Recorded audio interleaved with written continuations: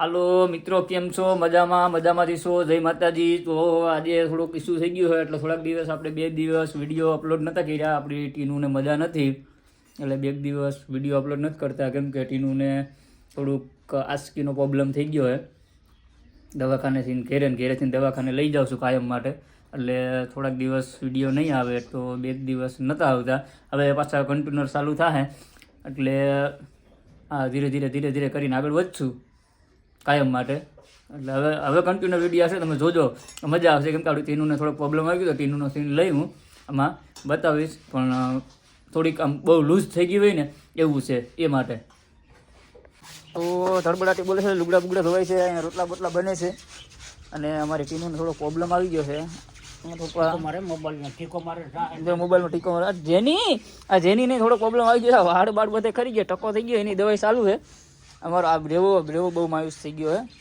બ્રેવા એ છોકરા, એ બહુ માયુસ થઈ ગયો હે. માયુસ થવાનું કારણ એ છે કે એની બેનને મજા નથી.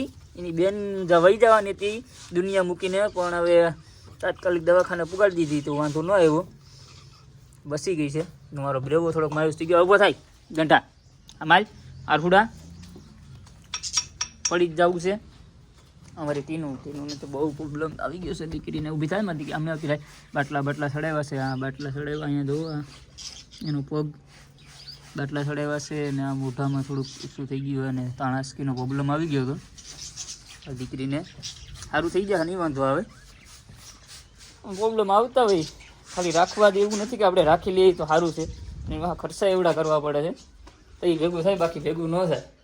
આમાં તો લાંબા થઈ જાય ભાઈ. તાત્કાલિક દવાખાને લઈ જવા પડે, કામ ધંધો બંધ કરવો પડે કે ઓલું થઈ ગયું. મને ફોન આવ્યો હતો ઘેરે કે આવ જલ્દી તારી પુત્રીને પ્રોબ્લેમ આવ્યો છે મારી ટીનુને.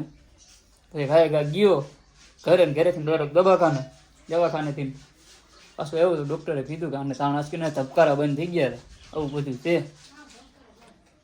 તો રેવાનું ટ્રીટમેન્ટ ચાલુ થાય. ટીનુનું થઈ ગયું. એ વાળ ખામે એ ના ખવાય, કતળ છે ટીનું એ. ઓહો, હાલો એ તો થઈ જાય.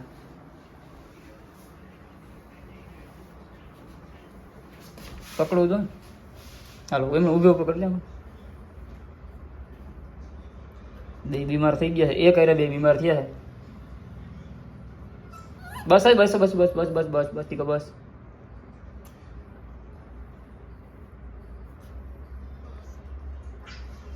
ઉલટી કરી લોહી જેવું કર્યું.